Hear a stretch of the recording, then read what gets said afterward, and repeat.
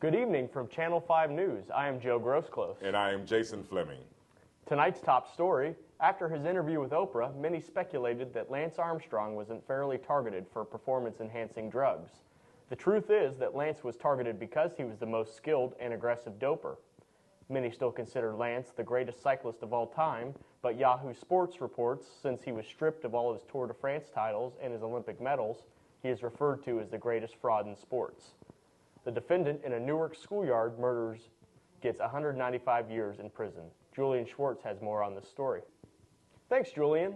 The legal saga continues, however, with the lawsuits filed by the victims' parents against the Newark Public City School District for failing to secure the schoolyard. After the break, another high school shooting in California. A school shooting occurred at Taft Union High School in Taft, California on Thursday morning. The shooter, a 16-year-old male who is still unnamed, entered the science building just after first period started with a 12-gauge shotgun. The victim, also an unnamed 16-year-old male, was shot in the upper right side of his chest and was airlifted to Kern Medical Center in Bakersfield, California. The suspect is in police custody. Thursday evening, a 73-year-old Licking County woman defended her house against a would-be burglar. She was woken up suddenly by pounding on her door. She peeked out the window and saw a man dressed mostly in black.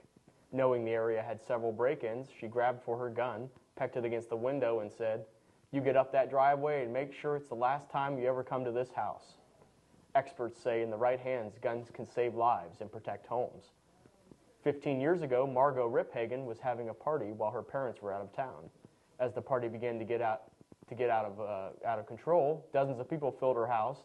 In the wake of the party, she noticed some things were missing: 4 golden rings belonging to her parents.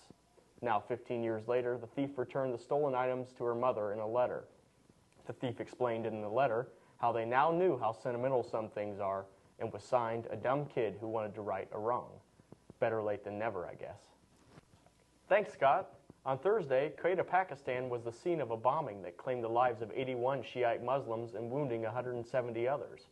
Radical Sunni Muslims are said to be behind the attack. Declan Walsh of the New York Times has more on the story. Thanks, Andrew. The Boy Scouts of America are discussing abandoning their controversial policy excluding gays. Monday, the pressure was on the BSA to make changes to its rules that have been in place since its founding. Under the proposed changes, the BSA spokesman Darren Smith said the Boy Scouts would not, under any circumstances, dictate the position to units, members, or parents. Herndon Graddick, the president of the Gay and Lesbian Alliance Against Defamation, also commented, "Scouting is a valuable institution, and this change will only strengthen its core principles of fairness and respect." Brian Parker is up next with the Skybox Sports News. And that's all for Channel 5 News. I'm Joe Groseclose. And I'm Jason Fleming. We'll see you again here at 11 o'clock.